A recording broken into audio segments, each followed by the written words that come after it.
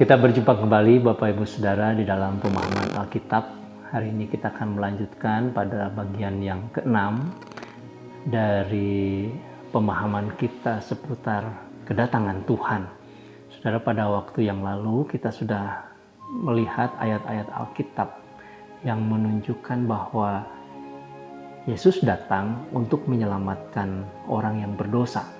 Nah, hari ini saya akan menunjukkan, saudara, ada ayat-ayat Alkitab yang lain di dalam pengertian yang sebetulnya satu rangkaian, yang satu kesatuan, rangkaian pemahaman, tetapi aspek yang berbeda. Saudara, kita akan membaca dari Injil Matius pasal 9 ayat 13. Demikian firman Tuhan. Jadi pergilah dan pelajarilah arti firman ini. Yang ku kehendaki ialah belas kasihan dan bukan persembahan. Karena aku datang bukan untuk memanggil orang benar, melainkan orang berdosa. Nah, ayat ini, saudara-saudara, konteksnya adalah ketika Tuhan memanggil sang pemungut cukai. Orang yang dianggap orang berdosa, tapi dipanggil oleh Tuhan untuk menjadi pengikut Tuhan.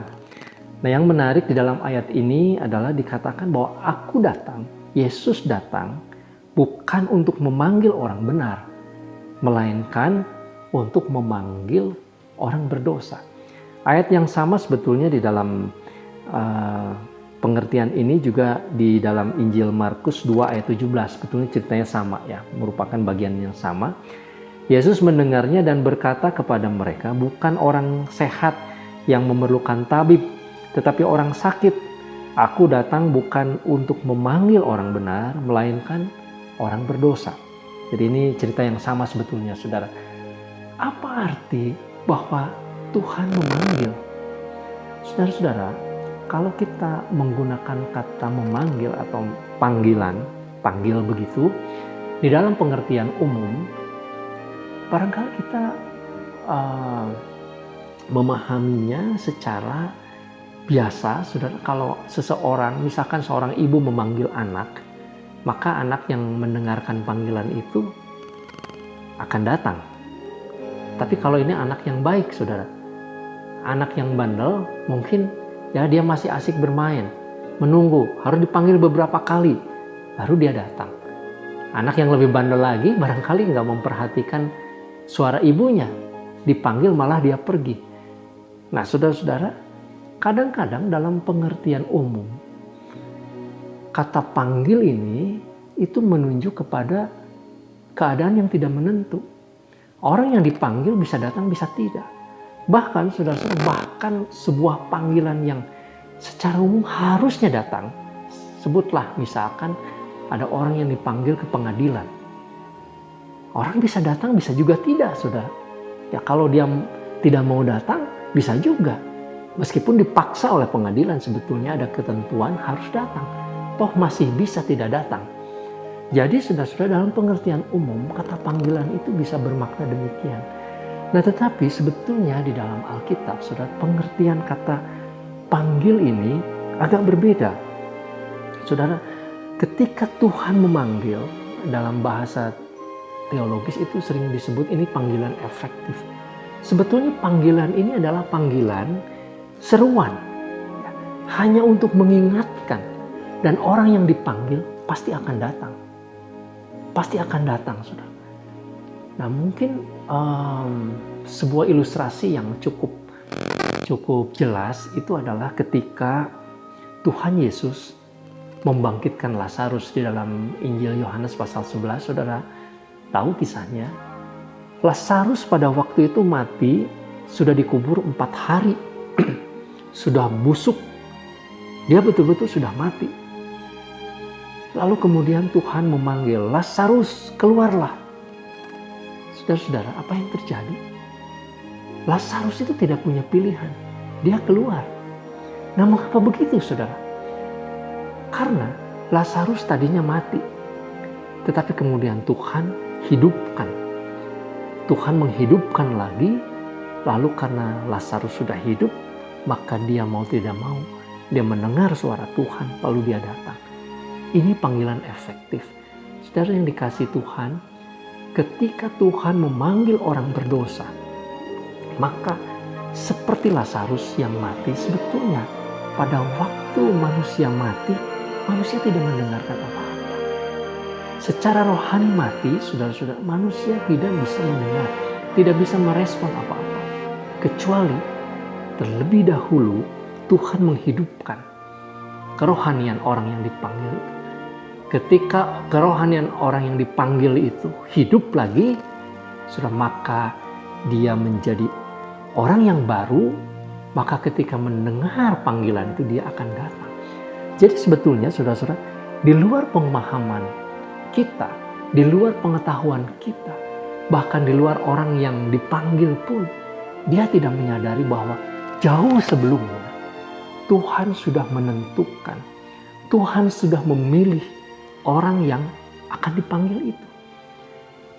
Bahkan kemudian orang yang dipilih, yang ditentukan itu diberikan kehidupan yang baru terlebih dahulu, saudara baru kemudian dia dipanggil.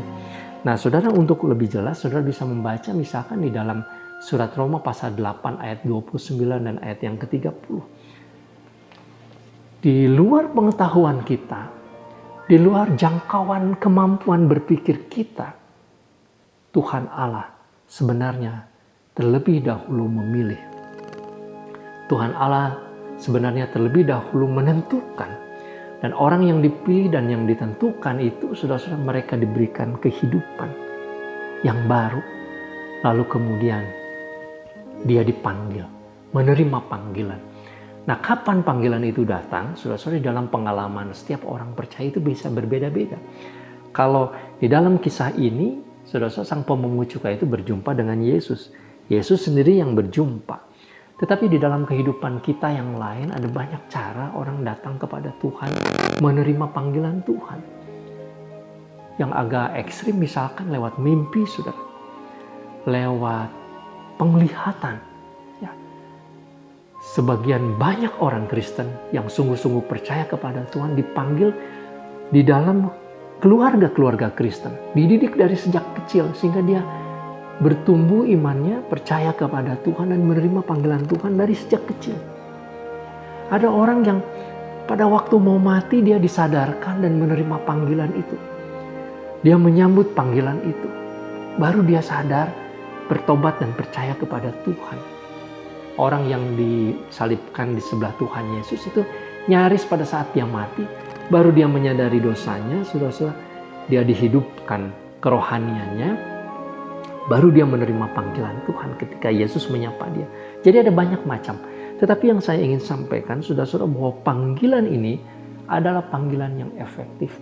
Jadi Tuhan Yesus datang ke dalam dunia itu untuk memanggil setiap orang yang mau percaya kepada Tuhan. Kita semua adalah orang-orang yang mati secara rohani. Saudara, saya sudah menjelaskan berdasarkan kitab Kejadian pada waktu yang lalu, ketika manusia jatuh di dalam dosa, kerohanian kita mati, kita tidak lagi bisa mengenal Allah. Karena itu hanya Allah lah yang menghidupkan. Roh Allah lah yang menghidupkan. Roh Allah lah secara misterius yang melahirbarukan kita. Baru kemudian panggilan itu disampaikan. Nah saudara-saudara, jadi melalui kisah Natal, Yesus datang ke dalam dunia, itu adalah sebuah peristiwa, saudara-saudara, awal dari kemudian Yesus akan tumbuh, lalu kemudian dia melayani Tuhan dan secara jelas memanggil setiap orang untuk percaya kepada dia. Mereka yang menyambut dia, yang mengalami kehidupan yang dilahirbarukan itu, yang baru itu, saudara, mereka lah yang akan menyambut suara Tuhan Yesus.